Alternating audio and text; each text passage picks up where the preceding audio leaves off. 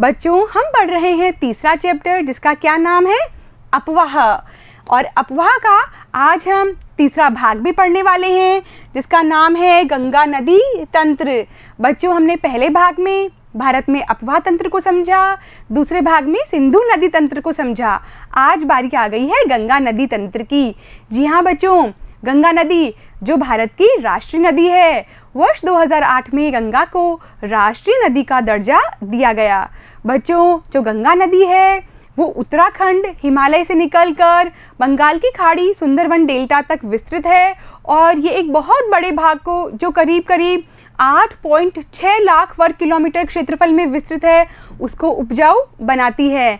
बच्चों, ये प्राकृतिक संपदा ही नहीं है बल्कि जन जन की जो आध्यात्मिक भावनाएं हैं उनका आधार भी है।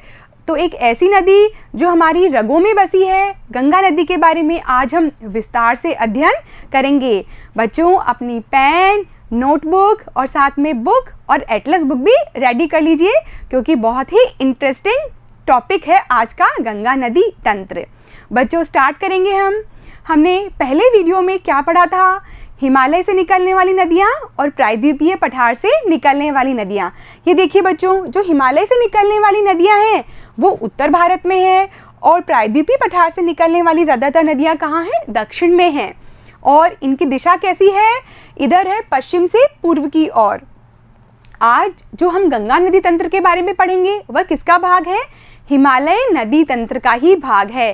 जो हिमालय से निकलने वाली जो नदियां हैं उनमें हमने कितने भागों में विभाजित किया है, 3 भागों में विभाजित किया है। ये देखिए बच्चों, सबसे पहले तो हमने भारत में नदी तंत्र को 2 भागों में विभाजित किया। एक तो था हिमालय की नदियां और दूसरा प्रायद्वीपीय नदियां। फिर हिमालय की नदियों का हमने 3 उप विभाजन किया, जैसे कि सिंधु नदी तंत्र, दूसरा है गंगा नदी तंत्र और तीसरा है ब्रह्मपुत्र नदी तंत्र। पिछले वीडियो में हमने सिंधु नदी तंत्र के बारे में विस्तार से पढ़ लिया था। आज बारी आ गई है गंगा नदी तंत्र की। जी हाँ बच्चों, और इसमें भी एक और उप विभाजन है। बच्चों, जब हम किसी चीज़ को उप विभाजन करते हुए पढ़ते हैं तो ये हमारे लिए इजी भी हो जाता है। तो आप भी इसी प्रकार से अपने कॉपी के अंदर टेबल बनाकर इसे लिख लेंगे। ये देखिए बच्चों, जो हिमालय पर्वत से निकलने वाली जो नदियाँ हैं ये सब गंगा नदी की सहायक नदियां हैं। गंगा नदी भारत की सबसे बड़ी नदी है और जो इसका अपवाह क्षेत्र है वो भी सबसे ज़्यादा है। तो जो गंगा नदी है, हिमालय पर्वत से निकलने वाली नदियां कौन सी है, गंगा, यमुना, घाघरा, गंडक और कोसी, ये तो इसकी मुख्य सहायक नदियां हैं। इसके अलावा प्रायद्वीपीय पठार, मैंने आपको बताया था कि कुछ ऐसी नदियाँ हैं प्रायद्वीपीय पठार की जो अपना जल कहाँ गिराती है, गंगा में। ये देखिए बच्चों, ये मालवा का पठार है और यहाँ से उद्गम होने वाली जो नदियाँ हैं जैसे कि चंबल नदी, वो अपना जल कहाँ गिराती है, यमुना में। और यमुना किसकी सहायक नदी है, गंगा की। तो अल्टीमेटली जल कहाँ गिर रहा है, गंगा नदी में। तो हम क्या देखते हैं कि गंगा नदी में 2 प्रकार की नदियाँ हैं। एक तो हिमालय से निकलने वाली नदियाँ जैसे कि शारदा नदी, घाघरा नदी, गंडक और कोसी। उसी प्रकार जो मालवा का पठार है जो किसका भाग है, दक्षिण के पठार का भाग है, प्रायद्वीपीय पठार का भाग है, वो अपना जल किस में गिरा देती है, गंगा में। जैसे कि चंबल, बेतवा, केन, सोन, टोंस, ऐसी बहुत सारी नदियां हैं जो कि गंगा में अपना जल गिरा देती है। तो हम इसका उपविभाजन पढ़ रहे हैं और आप इसे नोट भी करते रहेंगे। देखेंगे बच्चों, हम गंगा नदी को जब पढ़ने का प्रयास करते हैं तो इसके लिए एक डायग्राम भी बनाना पड़ेगा। जो गंगा नदी है उसका उद्गम कहाँ से होता है, गंगोत्री हिमनद से। लेकिन जब आप एक भूगोल के विद्यार्थी के रूप में इसको पढ़ते हैं तो इसका सटीक रूप से पढ़ना आपके लिए बहुत ज़रूरी हो जाता है। जैसे जो गंगोत्री हिमनद है वो उससे कौन सी नदी निकलती है, गंगा नदी नहीं निकलती है बल्कि भागीरथी नदी निकलती है। यदि हम सीधे ही गंगा को ढूंढने का प्रयास करेंगे तो हमें वो कहीं पर भी नहीं मिलेगी। गंगा नदी 2 नदियों के मिलने से बनती है। एक तो भागीरथी नदी जो कि कहाँ से निकलती है, गंगोत्री हिमनद से। गंगोत्री ग्लेशियर है यानी कि बर्फ की नदी है ना। तो भागीरथी नदी कहाँ से निकली, गंगोत्री हिमनद से निकली। उसी प्रकार एक और नदी है अलकनंदा।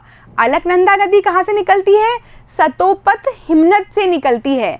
तो गंगोत्री हिमनद से तो निकल रही है भागीरथी नदी और सतोपथ हिमनद से निकलती है अलकनंदा नदी। और ये दोनों नदियाँ कहाँ मिलती है? देवप्रयाग में मिलती है। बच्चों, उत्तराखंड में एक स्थान है देवप्रयाग, वहाँ पर इन दोनों का मिलन होता है और उसके बाद से ये नदी क्या कहलाती है? गंगा नदी। तो बच्चों, आपको गंगा नदी का जो उद्गम है वो एकदम स्पष्ट रूप से कहीं नजर नहीं आएगा, आपको दो नदियों के रूप में इसे पढ़ना पड़ेगा, भागीरथी और अलकनंदा। इन दोनों नदियों के मिलने से ही गंगा नदी का उद्गम होता है और वो कौन सा स्थान है? देवप्रयाग। बच्चों, अक्सर एग्जाम में पूछा जाता है कि अलकनंदा और भागीरथी कौन से स्थान पर मिलती है, तो आप क्या कहेंगे? देवप्रयाग में। और ये सारे के सारे स्थान कहाँ पर है? उत्तराखंड में हैं। तो बच्चों, आप इसे यहाँ देख सकते हैं। ये देखिए, ये जो गंगा नदी है, ये देखिए, ये है भागीरथी नदी और ये है अलकनंदा नदी। और ये क्या बन गई है? गंगा नदी बन गई। और सबसे ये पहाड़ों में इसका उद्गम होता है और जो सबसे पहला स्थान आता है जहाँ पर ये मैदानों में प्रवेश करती है वो स्थान है हरिद्वार। जी हाँ बच्चों, उत्तराखंड में ही हरिद्वार नामक एक जगह है, वहाँ पर यह मैदानी भागों में प्रवेश करती है। और उसके बाद में इसकी दिशा कैसे हो जाती है? दक्षिण होते हुए देखिए ये पूर्व की तरफ आगे बढ़ेगी और उत्तराखंड, उत्तर प्रदेश और फिर देखिए बिहार और फिर पश्चिम बंगाल और यहाँ पर झारखंड के भी एक स्थान को ये टच करती है और उस जगह का नाम है साहिबगंज। तो ये कितने राज्यों से बह रही है?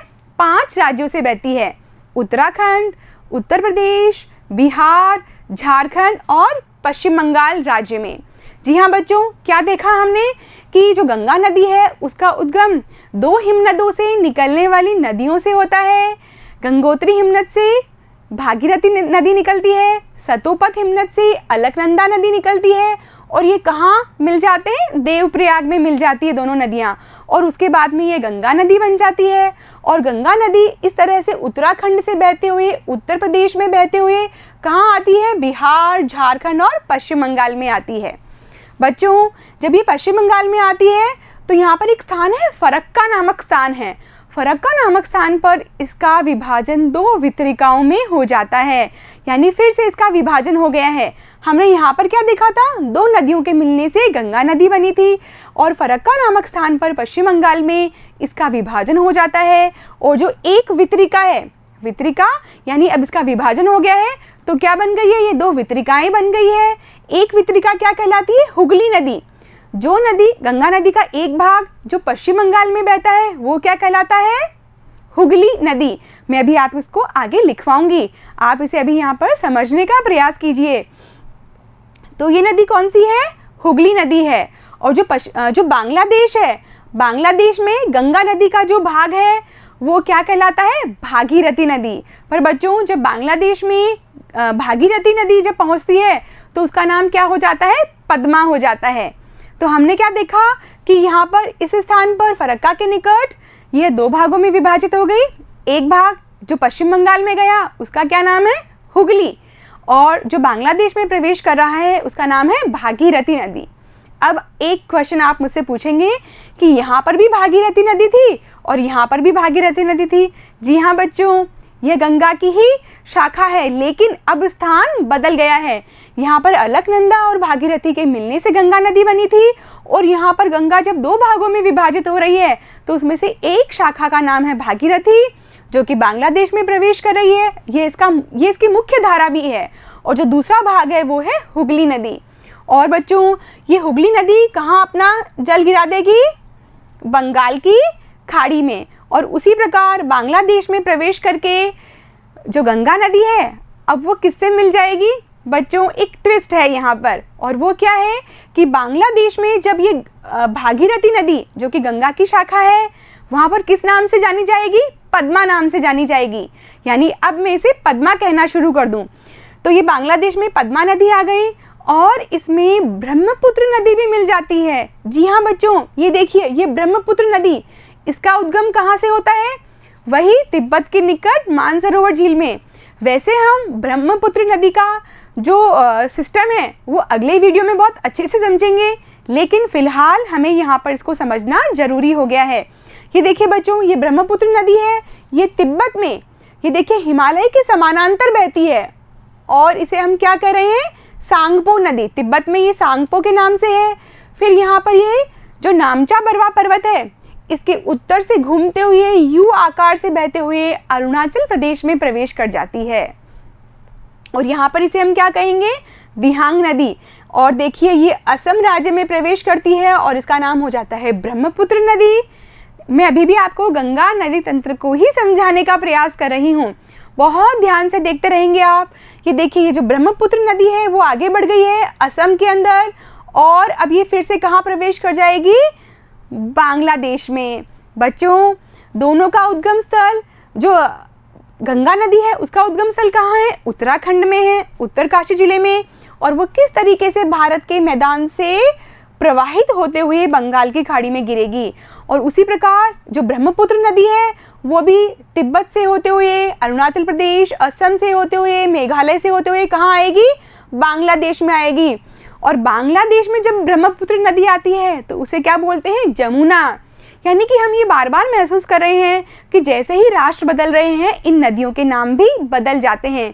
जैसे कि भागीरथी नदी जो कि गंगा की एक वितरिका है, उसका नाम क्या हो गया था, पद्मा। और उसी प्रकार जो ब्रह्मपुत्र नदी है जब वो बांग्लादेश में प्रवेश कर जाती है तो क्या कहलाती है, जमुना कहलाती है। और यहाँ पर देखिए आप, बांग्लादेश में गंगा और ब्रह्मपुत्र यानी गंगा की जो वितरिका है भागीरथी, जिसे बांग्लादेश में हम पद्मा कह रहे हैं, पद्मा और जमुना जो कि ब्रह्मपुत्र नदी का ही नाम है, वो कहाँ मिल जाएगी, बांग्लादेश में मिल जाएगी। है ना इंटरेस्टिंग। यानी कि एक नदी इस तरह से पूरे भारत को में प्रवाहित होते हुए आई, और एक और नदी जो चीन तिब्बत से बहते हुए अपनी बिल्कुल अलग अलग दिशाओं से आकर किस प्रकार से बांग्लादेश में मिल जाती है। बच्चों ये आगे बढ़ती है और मणिपुर से निकलने वाली एक नदी है मेघना नदी, जिसका एक और नाम है बराक नदी, वो भी इस नदी में मिल जाएगी, पद्मा नदी में ही मिल जाएगी। और जब ये नदियाँ मिल जाती है तो इसका नाम यहाँ पर क्या हो जाता है, मेघना हो जाता है। और मेघना के नाम से ही ये नदी अपना जल कहाँ गिराएगी, बंगाल की खाड़ी में गिराएगी। तो अंत में क्या नाम हुआ उसका, मेघना नाम हुआ। और बच्चों गंगा और ब्रह्मपुत्र का जो डेल्टा है वो विश्व का सबसे बड़ा डेल्टा है। डेल्टा मैं आपको समझा चुकी हूँ, फिर भी यहाँ पर एक बार और समझाऊंगी। बच्चों जब नदियाँ अपने मुहाने पर यानी समुद्र में जब अपना वो जल गिराती है तो बहुत सारे अवसाद, गाद और मिट्टी अपने साथ में वो लेकर आ जाती है। अब देखिए बच्चों, मान लीजिए ये समुद्र है और ये नदी आ रही है, तो अपने साथ में वो नदी बाहर लेकर आती है, बहुत सारी मिट्टी लेकर आती है, और वो कहाँ जमा कर देती है, इस समुद्र के किनारे पर ही जमा कर देती है। और आपको पता है ये कोई एक दो दिन का कार्य तो नहीं है, ये लाखों करोड़ों सालों का कार्य है नदियों का। और इस वजह से यहाँ पर बहुत सारा अवसाद जमा हो जाता है, और जो नदियाँ हैं वो अपने ही मार्ग को अवरुद्ध कर देती है। अब देखिए ये नदियों के सामने बड़े बड़े टीले आ गए तो क्या हुआ, नदियों का मार्ग अवरुद्ध हो गया। एक और बात, यहाँ पर जो ढाल है वो अत्यंत कम हो जाता है।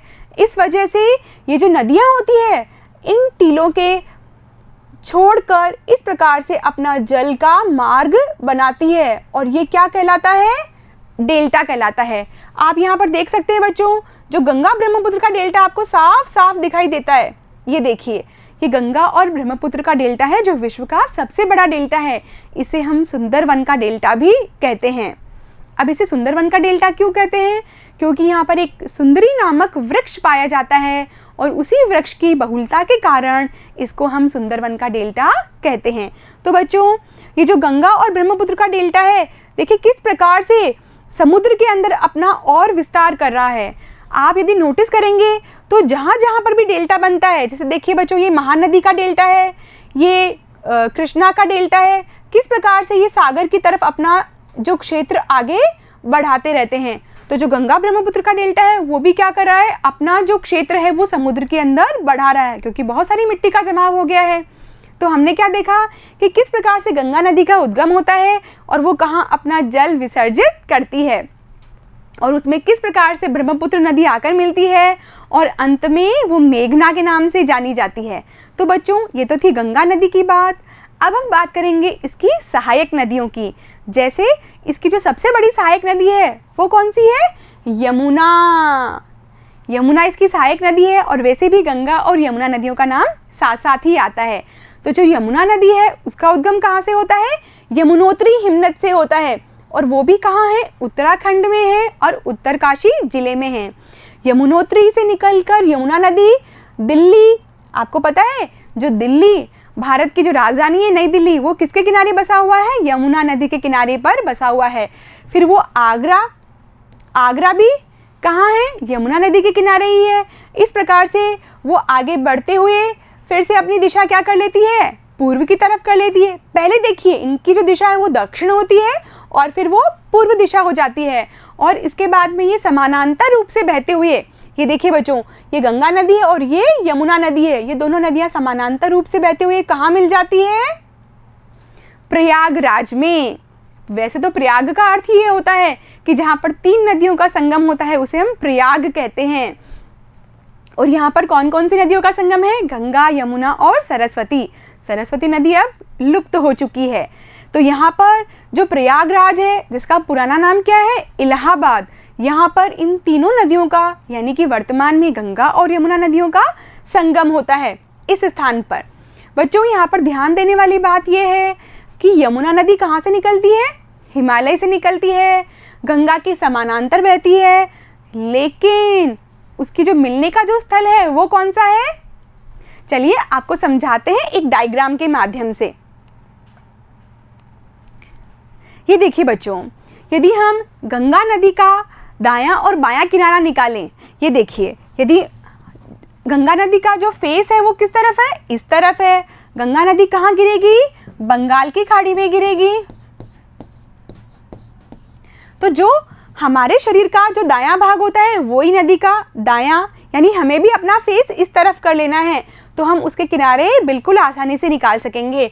और जो बायां किनारा है, यानी मेरा जो बायां हाथ है वो इसका बायां किनारा हो जाएगा। तो ये कौन सा भाग हुआ इसका? दायां, और ये हुआ बायां। चलिए बच्चों, अब हम समझते हैं कि जो यमुना नदी है वो कहाँ से निकल रही थी? हिमालय से निकल रही थी, है ना। और यमुना नदी एकमात्र ऐसी नदी है जो हिमालय से निकलने के बावजूद, यदि हम इसे हिमालय माने, और हिमालय से निकलने के बावजूद कहाँ आकर मिलती है? दाएं किनारे पर आकर मिलती है। ये देखिए, जो दाईं ओर की जो नदियां हैं उनमें जो पहला नाम आता है यमुना का, ये इसकी बहुत बड़ी विशेषता है। एक और बात बता देती हूँ, यमुना गंगा की सबसे लंबी सहायक नदी है। तो यमुना कहाँ आकर मिली? दाएं किनारे पर आकर मिली। जो बाकी की जो नदियां हैं, जो हिमालय पर्वत से निकलने वाली नदियां, वो कहाँ आकर मिलती है? बाईं ओर से मिलती है। ये देखिए, शारदा, घाघरा, गंडक और कोसी नदियां। एक बार फिर से मानचित्र पर आ गए हम। तो हमने क्या देखा? यमुना जो कि हिमालय से निकल रही है और कहाँ मिल रही है? दाएं किनारे पर आकर मिलती है।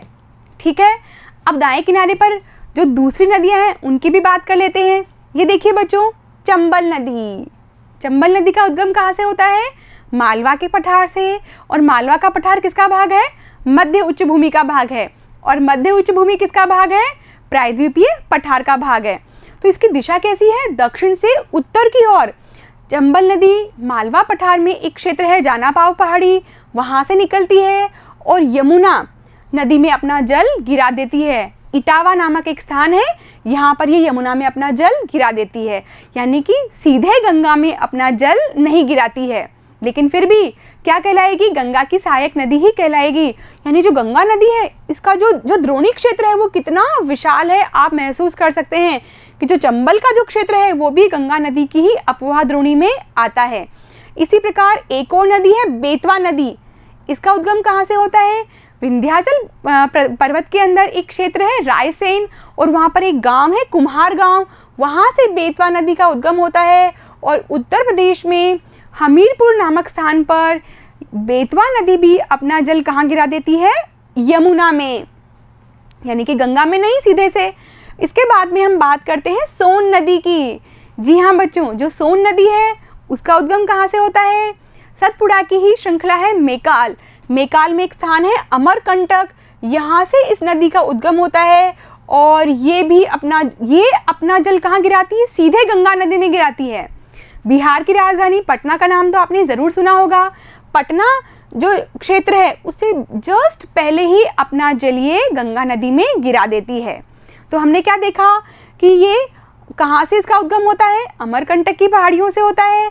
और बच्चों यहाँ पर एक और ध्यान देने वाली बात यह है, हम अगले वीडियो में पढ़ेंगे एक नर्मदा नदी के बारे में, इसका उद्गम भी कहाँ से होता है, अमरकंटक पठार से ही होता है। ये देखिए बच्चों, ये अमरकंटक पहाड़ी से होता है। और यहाँ पर इसकी एक सहायक नदी है बच्चों, रिहंद, सोन की एक सहायक नदी है रिहंद, उस पर भारत की जो सबसे बड़ी कृत्रिम झील है वो बनी हुई है और उसका नाम है गोविंद वल्लभ पंत सागर। आप इसे नोट ज़रूर कर लीजिए। तो हमने क्या देखा कि जो प्रायद्वीपीय पठार से निकलने वाली नदियां हैं वो कहाँ अपना जल गिराती है, दाईं तरफ से। अब हम बात कर लेते हैं उन नदियों की जो हिमालय क्षेत्र से निकलती है और किस तरफ अपना जल गिराती है, बाएं किनारे पर। ये देखिए बच्चों, ये शारदा नदी है और ये अपना जल गिराती है घाघरा नदी में। और घाघरा नदी का जो उद्गम है वो कहाँ से होता है, नेपाल हिमालय से होता है। और ये अपना जल गिरा देती है कहाँ पर, छपरा के निकट। बिहार में एक क्षेत्र है छपरा, वहाँ पर ये अपना सीधा जल कहाँ गिराएगी, गंगा नदी में। इसी प्रकार से एक और नदी है गंडक नदी, इसका उद्गम भी कहाँ से होता है, नेपाल हिमालय से होता है। और ये अपना जल गिरा देती है सोनपुर में, गंगा के अंदर। तो ये सीधे अपना जल कहाँ गिराती है, गंगा नदी के अंदर। एक और बच्चों नदी है कोसी नदी, और इसका उद्गम भी कहाँ से होता है, जो हिमालय पर्वत का माउंट एवरेस्ट क्षेत्र है उसके उत्तर से इसका उद्गम होता है। और ये बिहार राज्य में प्रवेश करती है, इसे हम बिहार का शोक भी कहते हैं। बच्चों जो कोसी नदी है वो अपने जल मार्ग बदलने के लिए कुख्यात है। जी हाँ बच्चों, इसे नोट करेंगे कि ये कुख्यात है, ऐसा इसलिए क्योंकि इस नदी के अंदर इतनी ज़्यादा गाद और मिट्टी की मात्रा है और जो ढलान है वो इतना ज़्यादा कम है कि ये हर वर्ष ही अपना मार्ग बदल देती है और नए नए क्षेत्रों में बाढ़ आती रहती है। इसीलिए इसे क्या कहते हैं, बिहार का शोक भी कहते हैं। जो कोसी नदी है वो भी गंगा में अपना जल गिरा देती है और पूर्णिया नामक एक स्थान है, वहाँ पर ये अपना जल गंगा में गिरा देती है। इसी प्रकार बच्चों एक और नदी है महानंदा नदी, वो भी अपना जल गंगा में गिरा देती है। तो हमने क्या देखा कि हिमालय से आने वाली ज़्यादातर नदियाँ यमुना के अलावा, क्योंकि यमुना किस किनारे पर, दाएं किनारे पर अपना जल गिराती है, बाकी सारी की सारी जो हिमालय की नदियाँ हैं वो बाएं किनारे पर अपना जल गिरा रही है। मैं आपको एक बहुत अच्छा सा डायग्राम भी बनवाऊंगी, आप उसे नोट ज़रूर कर लेना। और यमुना और जो प्रायद्वीपीय पठार से आने वाली नदियाँ हैं वो दाएं किनारे पर अपना जल गिरा देती है। तो बच्चों हमने यहाँ पर इन नदियों की उद्गम स्थल को और क्षेत्र को और बहाव को समझा। यहाँ पर एक और बात बता देती हूँ, जो गंगा नदी है वो भी अंतर्राष्ट्रीय नदी है। क्यों? क्योंकि ये 2 देशों से गुजरती है, जैसे कि भारत और बांग्लादेश से। और ब्रह्मपुत्र भी अंतर्राष्ट्रीय नदी है, ये 3 देशों से गुजरती है, तिब्बत जो कि चीन का क्षेत्र है और भारत और बांग्लादेश में। तो बच्चों अब आप रेडी हो जाइए लिखने के लिए। ये देखिए बच्चों, ये वाला मैं आपको बहुत अच्छे से समझा चुकी हूँ, आप इसे नोट ज़रूर कर लीजिएगा। इसको भी आपको नोट कर लेना है कि किस तरीके से 2 हिमनदों से हमारी गंगा नदी का उद्गम होता है। बच्चों ये गोमुख है, हम अक्सर गोमुख के बारे में सुनते हैं कि गंगोत्री के निकट गोमुख है, उस क्षेत्र का ही ये पिक्चर लिया हुआ है। आप इसे ध्यान से देखिए कि किस प्रकार से जो गंगोत्री हिमनद है वो इसमें से निकलता है। आपको देखिए ये मुंह के जैसा एक शेप दिखाई दे रहा है, इसी को गोमुख कहते हैं। ये देखिए बच्चों, आप इसे नोट करेंगे, बाईं ओर से गंगा में मिलने वाली सहायक नदियाँ, आप इसको बहुत अच्छे से बनाएंगे।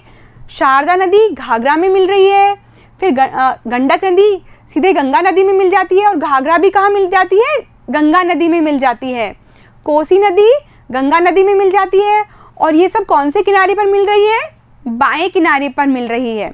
इसी प्रकार यमुना नदी जो हिमालय से आती है और कहाँ, दाएं किनारे पर गंगा नदी में मिल जाती है। और ये स्थान कौन सा है बच्चों, इलाहाबाद यानी कि प्रयागराज।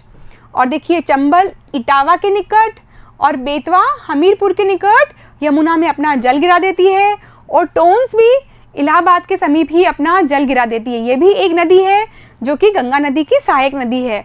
और सोन नदी के बारे में मैंने आपको बताया कि पटना के निकट अपना ये जल गंगा में गिरा देती है। बच्चों, आप इसका जो विभाजन है वो हम अलग अलग प्रकार से करते हैं। जैसे कि हिमालय से आने वाली जो नदियां हैं, यमुना कहाँ से निकलती है? यमुनोत्री हिमानी से निकलती है। जबकि घाघरा, गंडक और कोसी कहाँ से निकलती है? नेपाल हिमालय से निकलती है। इसी प्रकार प्रायद्वीपीय पठार से आने वाली जो नदियां हैं, जैसे कि चंबल, बेतवा और सोन कहाँ से निकलती है? मध्य उच्च भूमि से, मालवा के पठार से इसका उद्गम होता है। बच्चों, जो गंगा नदी है उसके किनारे पर बहुत बड़े बड़े शहर हैं। जैसे सबसे पहले तो हम हरिद्वार की ही बात कर लेते हैं। यहाँ पर हरिद्वार है। इसके बाद हम क्या बात करते हैं? ये देखिए बच्चों, इलाहाबाद, जिसका नया नाम क्या है? प्रयागराज। आप इसे अलग से बना सकते हैं कि गंगा नदी के किनारे पर कौन कौन से बड़े शहर स्थित हैं। इसके बाद आप देखिए, वाराणसी भी गंगा नदी के किनारे पर स्थित है, पटना भी गंगा नदी के किनारे पर स्थित है, और जो हुगली नदी है जो कि गंगा की सावित्रिका है, यहाँ से देखिए ये फरक्का नामक स्थान है, यहाँ से ये हुगली नदी अलग हो गई है, और कोलकाता भी हुगली नदी के किनारे पर ही स्थित है। तो ये तो थे इसके मुख्य शहर। अब बच्चों, आप नोट्स बनाएंगे और इन सब बातों को बहुत अच्छे से लिखेंगे। ये देखिए बच्चों, गंगोत्री हिमनद, सतोपथ हिमनद। गंगोत्री हिमनद से निकली भागीरथी नदी और सतोपथ से निकली अलकनंदा नदी, और दोनों का संगम कहाँ पर हुआ? देवप्रयाग में हुआ। और उसके बाद में कौन सी नदी बनी? गंगा नदी। अब मुझे ऐसा लग रहा है कि आपको बहुत अच्छे से समझ में आ गया होगा। ठीक है बच्चों, गंगा की जो मुख्य धारा है उसे हम क्या कहते हैं? भागीरथी। और उसका उद्गम कहाँ से होता है? गंगोत्री हिमनद से होता है। हरिद्वार के पास, मैंने आपको बताया था कि हरिद्वार के पास ये पहली बार मैदानी भागों में प्रवेश करती है। बच्चों, ये बहुत अच्छा प्रश्न बनता है। ये देखिए, पर्वतीय भाग को छोड़ देती है और मैदानी भागों में प्रवेश कर जाती है। अब बात करेंगे हम यमुना की। यमुना नदी कहाँ से निकलती है? यमुनोत्री हिमनद से निकलती है। ये गंगा के दाहिने किनारे के साथ समानांतर बहती है। समानांतर का मतलब क्या है? कि ये देखिए, ये गंगा और ये यमुना दोनों किस प्रकार से समानांतर साथ साथ बहती है और इलाहाबाद में मिल जाती है। आगे लिखेंगे, कोसी को बिहार का शोक कहते हैं। अक्सर बच्चों एग्जाम में पूछे जाने वाला प्रश्न है कि कौन सी नदी है जो बिहार का शोक कहलाती है। इन नदियों में बाढ़ के कारण मिट्टी को उपजाऊपन प्राप्त होता है। बच्चों, बाढ़ के वैसे बहुत सारे नुकसान होते हैं, बहुत सारे जान और माल की हानि होती है, लेकिन जो नवीन मिट्टी आती है उससे उस क्षेत्र को उपजाऊपन मिलता है। प्रायद्वीपीय उच्च भूमि से जो आने वाली मुख्य नदियां हैं वो है चंबल, बेतवा और सोन। नोट कर रहे हैं ना आप? ये है अर्धशुष्क क्षेत्रों से निकलती है और इनकी लंबाई भी कम होती है और इनमें पानी की मात्रा भी कम होती है। बच्चों, जो हिमालय से आने वाली नदियां हैं उनमें तो वर्ष भर पानी रहता है। ऐसा क्यों? क्योंकि मानसून के समय पे वो हमेशा उनमें पानी रहेगा, और जब गर्मियाँ आ जाती है तो हिमालय में जो हिमनद हैं उनमें से बर्फ पिघल कर जल के रूप में उन नदियों में आ जाती है। लेकिन जो प्रायद्वीपीय पठार की जो नदियाँ होती है उनमें ये सुविधा नहीं है।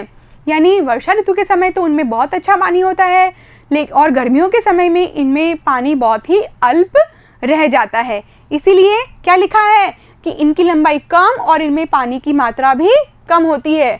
और कौन सी नदियों की बात कर रहे हैं? इन नदियों की, चंबल, बेतवा और सोन, और या फिर ऐसे ही प्रायद्वीपीय पठार से आने वाली नदियों के लिए। बच्चों, एक प्रश्न है आपकी पुस्तक में, ज्ञात कीजिए कि ये नदियाँ कैसे तथा कहाँ गंगा में मिलती है। तो हम किन नदियों की बात करेंगे? चंबल, बेतवा और सोन। अब आप मुझे बताएंगे कि चंबल नदी कहाँ मिलती है। मैंने आपको बताया था कि चंबल नदी इटावा में यमुना नदी से मिलती है, और यमुना कहाँ मिलती है? प्रयागराज में गंगा नदी से मिल जाती है। तो आप लिखेंगे, इटावा में यमुना में अपना जल विसर्जित कर देती है चंबल नदी, और यमुना अपना जल गंगा नदी में, यानी कि जो दायां किनारा है, देखिए बच्चों किनारों को समझने की बहुत आवश्यकता है, विसर्जित कर देती है। इससे हमें नदी की जो लोकेशन है वो बहुत अच्छे से क्लियर हो जाती है। जो बेतवा नदी है वो हमीरपुर में, ये कहाँ है? यूपी में है, और यमुना में अपना जल विसर्जित कर देती है, और यमुना अपना जल गंगा नदी में विसर्जित कर देती है। और कहाँ? इलाहाबाद में, यानी कि प्रयागराज। ये देखिए बच्चों, सोन नदी, जो सोन नदी है वो सीधे ही अपना जल कहाँ गिरा देती है? गंगा नदी में, और कौन से स्थान पर? पटना के निकट। आप इसे नोट कर लेंगे, पटना के निकट। आगे बढ़ते हैं और देखते हैं गंगा नदी के जो बाएं किनारे पर मिलने वाली नदियां हैं वो कौन कौन सी है? शारदा, गाघरा, गंडक और कोसी नदियां। उसी प्रकार से दाहिने किनारे पर मिलने वाली जो नदियां हैं, एक तो कौन सी नदी है? यमुना, जो कि हिमालय से निकलती है। बच्चों ये एक अपवाद है कि ये हिमालय से निकल रही है, बाकी सब नदियां कौन सी हैं? जो प्रायद्वीपीय पठार से निकलती है। चंबल, सिंध, बेतवा और केन, सोन। बाएं तथा दाहिने किनारे की सहायक नदियों के जल से परिपूर्ण होकर, यानी अब गंगा में सभी नदियों का जल मिल चुका है और ये गंगा पूर्व दिशा में कहाँ बहती है? पश्चिम बंगाल के फरक्का तक बहती है। और इसके बाद में क्या हो जाता है? इसका विभाजन हो जाता है। ये देखिए फरक्का, इस पॉइंट को हम बाद में पढ़ेंगे। फरक्का से गंगा नदी दो भागों में विभाजित हो जाती है, भागीरथी और हुगली। समझाया था ना मैंने आपको, इसे नोट करेंगे। भागीरथी जो कि बांग्लादेश में प्रवेश कर जाती है और हुगली जो पश्चिम बंगाल में प्रवेश करती है। बच्चों जो फरक्का है यहाँ पर गंगा डेल्टा का सबसे उत्तरी बिंदु है, यानी कि गंगा अपना डेल्टा कितना विशाल बना रही है। ये जो फरक्का नामक स्थान है ये इसका उत्तरी बिंदु कहलाएगा। जो गंगा और ब्रह्मपुत्र का डेल्टा है कितना ज़्यादा विशाल है कि पश्चिम बंगाल के बिल्कुल मध्य में ही है फरक्का। तो इतना बड़ा डेल्टा है इसका कि ये उसका उत्तरी बिंदु कहलाता है। इसकी एक शाखा दक्षिण में भागीरथी नाम से पश्चिम बंगाल में डेल्टा के मैदान से होते हुए बंगाल की खाड़ी में मिल जाती है। और इसकी जो दूसरी धारा है जो कि मुख्य धारा है, किस नाम से बहती है? पद्मा नाम से बांग्लादेश में प्रवेश कर जाती है। तत्पश्चात पद्मा नदी जो गंगा नदी की मुख्य धारा है में ब्रह्मपुत्र नदी मिलती है और ब्रह्मपुत्र नदी को हम क्या कह रहे हैं? जमुना नदी। कहाँ पर? बांग्लादेश में। ये देखिए जमुना में मिल जाती है। वह बंगाल की खाड़ी में गिरते समय मेघना के नाम से जानी जाती है। और यहाँ पर एक मेघना नदी जो कि मणिपुर से निकलती है, उसका एक और नाम है बराक नदी। ये जब ये तीनों नदियाँ अंत में मिल रही होती है तो ये किस नाम से बंगाल की खाड़ी में गिरती है? मेघना के नाम से। बच्चों जो गंगा और ब्रह्मपुत्र का जो जल है वो एक बहुत बड़ी नदी बन जाती है। अब आप सोच सकते हैं कि दो विशाल नदियां जब मिलेगी तो कितनी बड़ी नदी बन जाएगी वो। और इसके बाद में ये बंगाल की खाड़ी में मिल जाती है। इन नदियों के द्वारा बनाया गया जो डेल्टा है, डेल्टा मैं आपको समझा चुकी हूँ, किस नाम से जाना जाता है? सुंदरवन का डेल्टा। बच्चों यहाँ पर सुंदरी नामक वृक्ष है, उस वृक्ष की बहुलता के कारण इसे क्या कहते हैं? सुंदरवन का डेल्टा कहते हैं। अब बात करते हैं गंगा की लंबाई की। गंगा की लंबाई 2500 किलोमीटर से अधिक है। आपको ये 2525 भी मिलेगा और यहाँ पर 2704 लिखा हुआ है। इसका अर्थ है कि गंगा भारत और बांग्लादेश में कितने किलोमीटर में प्रवाहित होती है। बच्चों बात करेंगे अंबाला नगर की। अंबाला नगर जो है वो कहाँ पर है? गंगा और सिंधु का एक जल विभाजक के रूप में काम करता है। बच्चों जो अंबाला नगर है, ये देखिए ये गंगा नदी और ये सिंधु नदी तंत्र की सतलज नदी, इन दोनों के बीच में अंबाला नगर विस्तृत है। और अंबाला नगर इनके बीच में क्या कार्य कर रहा है? जल विभाजक का कार्य कर रहा है। यानी इस क्षेत्र का जल गंगा नदी में मिल जाएगा और इस क्षेत्र का जो जल है वो सिंधु नदी में मिल जाएगा।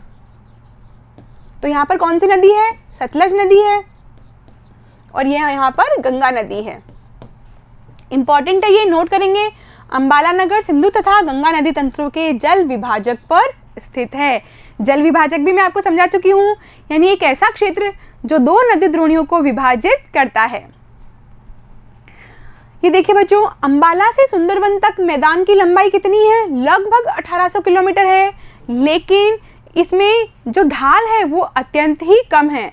ऐसा क्यों बच्चों? क्योंकि जो गाद है, मिट्टी की जो मात्रा है वो इतनी ज़्यादा है कि यहाँ पर बिल्कुल भी ढाल आपको नज़र नहीं आता है। आप नोट कर सकते हैं कि इसकी ढाल में गिरावट मुश्किल से 300 मीटर है, यानी कि अंबाला से सुंदरवन के डेल्टा तक। और यदि हम इसे डिवाइड करेंगे तो प्रति 6 किलोमीटर पर 1 मीटर की गिरावट आती है। और अब आप सोच सकते हैं कि जब ढाल इतना ज़्यादा कम होता है तो नदी कैसे बहेगी? विसर्पित होकर बहेगी। और विसर्पित का मतलब क्या है? इस प्रकार से। और नदियाँ कैसे बनाती है? बड़े बड़े विसर्प बनाती है। अब आप यहाँ पर देख सकते हैं कि नदी किस प्रकार से विसर्पित हो रही है। और जब नदियाँ विसर्पित होती है तो वो अपने स्थान पर एक और उच्चावच का निर्माण करती है, और वो क्या है? गोखुर झील। पढ़ा था ना हमने बच्चों। एक परियोजना है जिसका नाम है नमामि गंगे परियोजना। बच्चों, जून 2014 में गंगा नदी में प्रदूषण को कम करने और उसके संरक्षण के लिए यह योजना लाई गई थी, जिससे कि गंगा नदी का उद्धार किया जा सके।